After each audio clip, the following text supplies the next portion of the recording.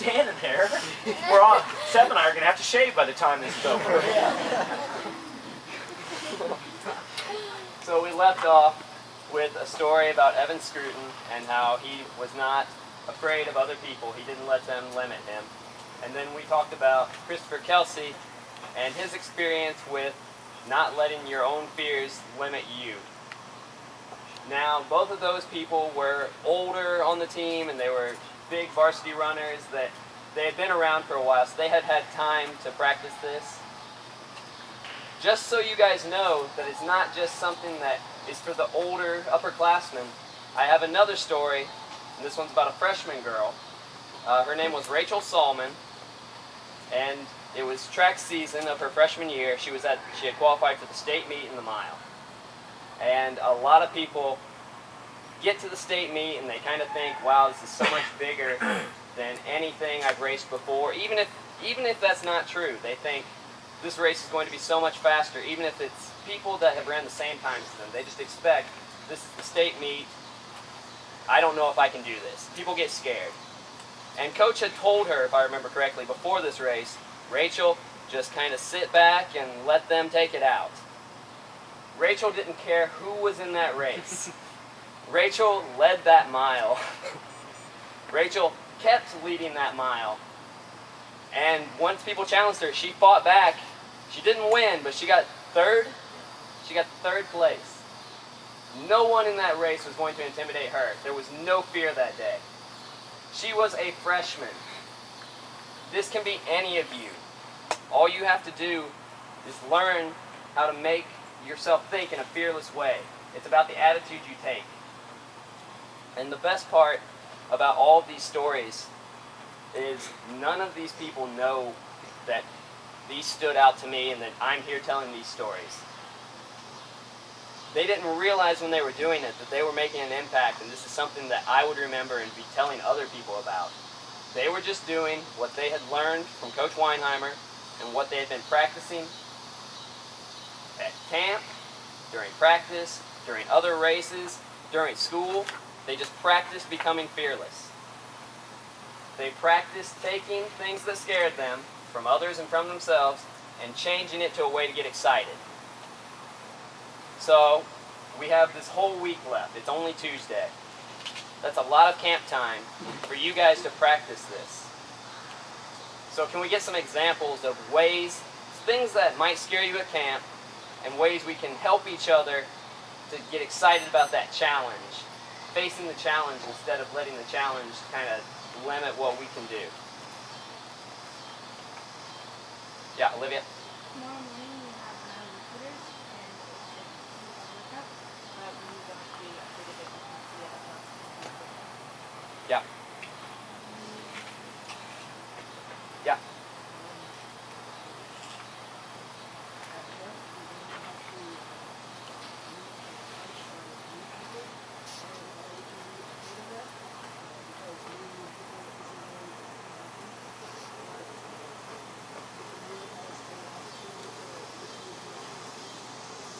Yeah, that's a good one, especially for freshmen. I know, like I said, my freshman year I wouldn't have been talking much, so that was something that scared me. And I know I'm sure a lot of people are kind of worried about meeting 85 other people. So everyone else can work to, hey, this is really something to be excited about. You're going to leave here with 85 friends. This isn't something you should be intimidated by. This is something you should be really, really blessed to be a part of. Yeah. Yeah. Camping and stuff, so that's kind of out of our comfort zone. And sometimes camping can be scary, the bugs can be scary, the raccoons can be scary. So like keeping it, like seeing it as an opportunity to build your toughness instead of like being overwhelmed by the concept. And you mentioned bugs. I said Rachel Salmon was pretty fearless, but she was terrified of bugs. And you know, there are even things that while I'm here, I've been to this camp many times and I'm still practicing, because there are things that scare me. Like, I'm sharing a tent with Gabe. So I've got my worries I got to work with too. But Marley's right. If you want to become more fearless, you have to be in situations where you're tempted to be fearful. Otherwise, you can't grow and improve your fearlessness. if you're in situations that are always easy, you can't make that part better. And so it's almost like we should be excited about situations that might bring a little nervousness to us, because it's our chance to learn and practice. It's the same thing. I'm trying to be this way with patience, because patience is difficult for me. But if I'm not put in situations where I'm tempted to be impatient, I can't learn how to be more patient. If I'm driving down the highway and I can go the speed limit, don't have to change lanes, I'm not getting any more patient. It's only when some idiots don't know how to drive and they're in the wrong lane that I can learn patience in dealing with them. So in a way, we want those situations that tempt us, because that's our way to grow. One more example. Yeah. The flashlight. Some people were nervous about it, but I thought it was just pretty cool, like learning about it, new experience, getting to know how it is.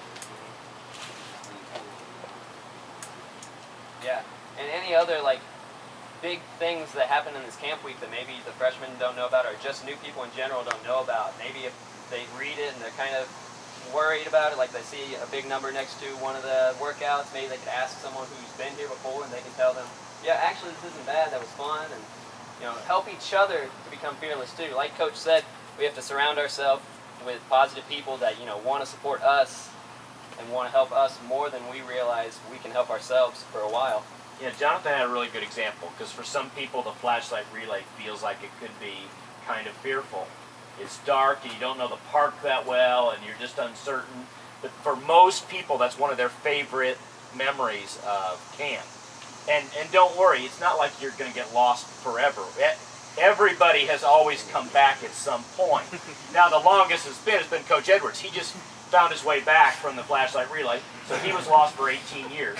But he's back. Look pretty good. Yeah. So you will not get lost forever. At the most 18 years.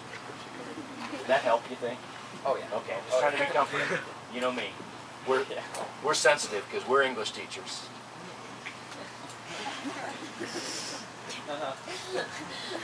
Okay.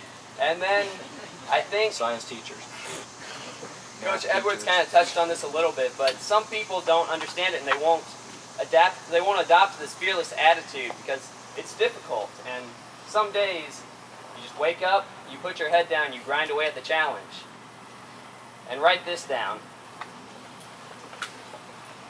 Being fearless sometimes means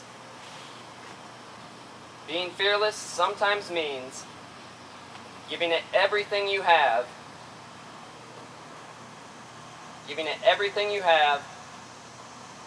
and knowing you may not receive immediate gratification from it.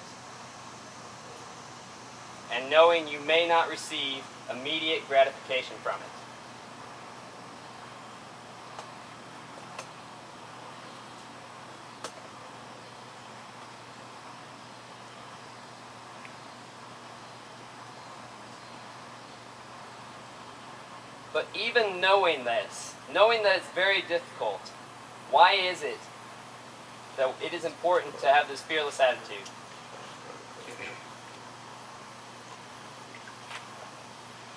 Yeah. If we don't test ourselves, we won't change. Say it again and have everyone write that down. If we don't test ourselves, we won't change. And you tell them to write it down. And write it down.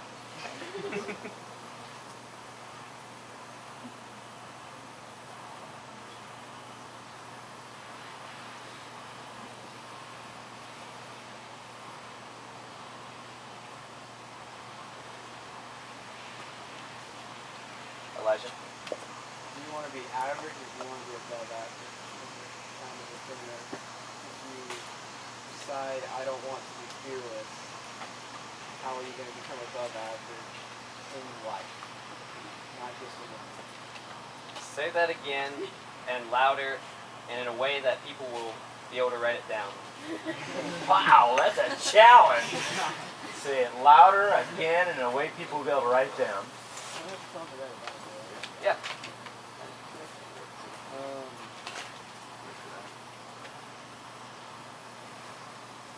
If you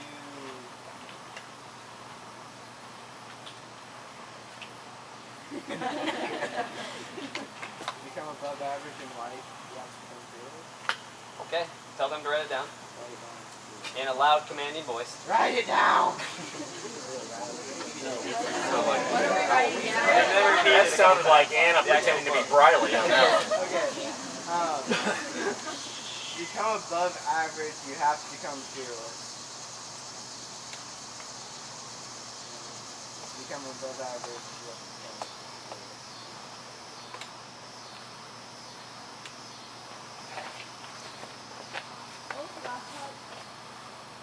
To become above average, you have to become fearless.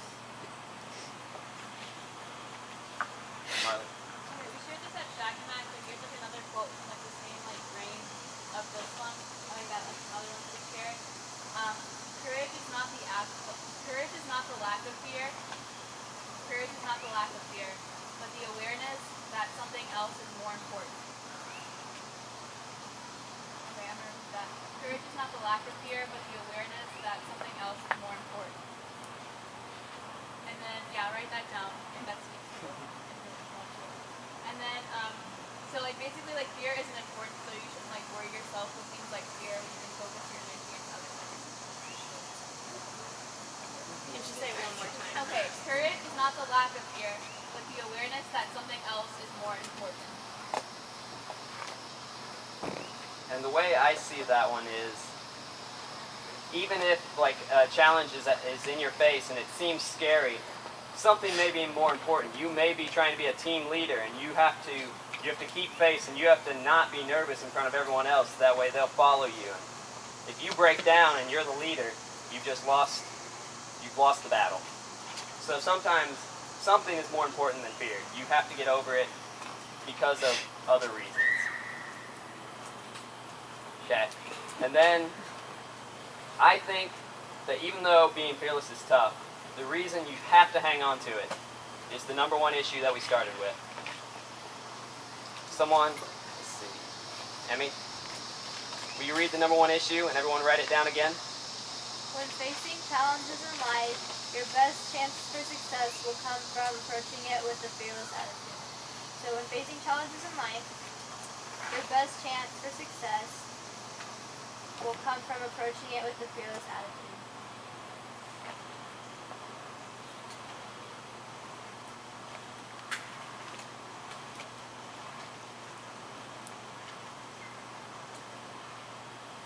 Okay. Can we get a few volunteers to give us some type of recap or something that they really took from this and how they will use it?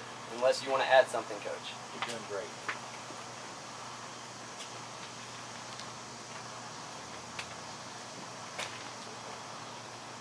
Is Chase making eye contact with you? Chase?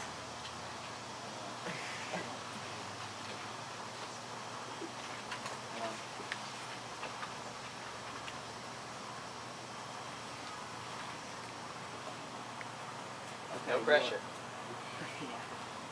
You are not who you will be you're not who you will be right now as you will be at the end of this journey. The decisions you make while facing challenges today will shape who you are as a person.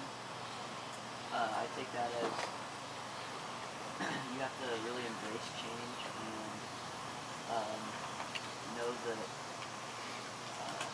this camp is shaping you to become a better person, and take everything from it you can, take notes and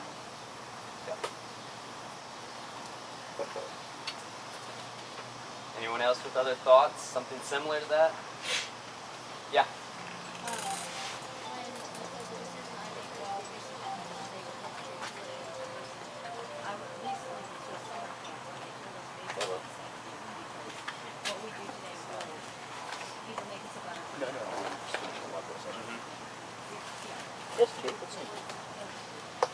That one stood out to you. Yeah, Anna? I know I already listened to this one, but I really like Kieran's segment how to say that. I know it's part of the school, you know how like fear, because I get really like nervous during this, and it's cool to see how you like translate so easily like Yeah. That would be great. You would be more than welcome. It would be awesome. Yeah. Managing fears is crucial for success. Oh, no, it would be fine. Yeah, because I think Yeah. otherwise it would be If we don't like set goals for us that we're scared of reaching, then we're not gonna try to change. say that one again, and everyone write that one down. If we don't No, set that would be great, and goals so that we're scared of reaching, that works then out we're not for you, going to just become let me better. know. And Can you say it louder, please? again, just If we don't set goals that we're scared of reaching, then we're not going to become better. You guys get that yet? If we don't set goals that we're Hang on. scared of reaching, then we're not Hang on, going to please become start over. If we don't set goals that we're scared of reaching, then we're not going to become better.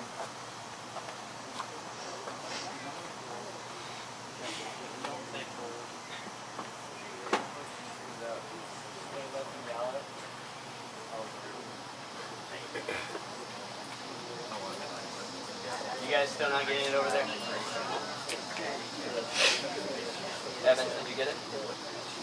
Can you stand up and say it for everyone? Alright, we're going to try this again. If we don't set goals that we're scared of reaching, then we're not going to get them. You did it right. You did it fine. It's all the punctuation sheriffs out there trying to... I don't care. Put your colon in there wherever you want to and capitalize what you want to. put your colon in there. Gee, yeah, that's right. Gosh, it was an apostrophe. Put it there somewhere. Think we're good, Coach? May I share my story real quick? Yes. Yes.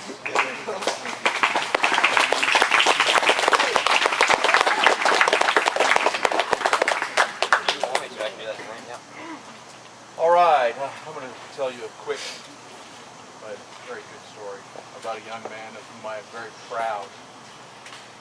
This young man I met when he was in 7th grade, and when I was helping coach Northside's CrossFit. And he came out, and he was the most shy kid I've ever known, ever met in my life. And, you would ask him a question, and he would not respond. His only response would be a nod of the head. He'd look at you with big brown eyes, and either nod his head yes or no. And that was the only communication he pretty much had with this young man. He worked hard, he ran hard, he did everything we asked, and then some. And as the years went on, he did very well. One quick side story: his 8th grade year, we had it right after school ended at noon, and so we had like a noon practice, but he skipped practice and went and played video games with one of his buddies. Well, I knew what he had done, and when he came back, I said, you know, someday, I kind of stole this from Coach. Someday you're going to have to get serious about something, and I think you could be a really good runner. I think it stuck because he kept running and he kept getting better. Well, in the 4 years of his high school career, when he was very shy, he was afraid, I think, of a lot of things. And the first year coming to camp, well, I think we heard 3 words from him. Are we there yet? Or maybe 6 words. Are we home yet?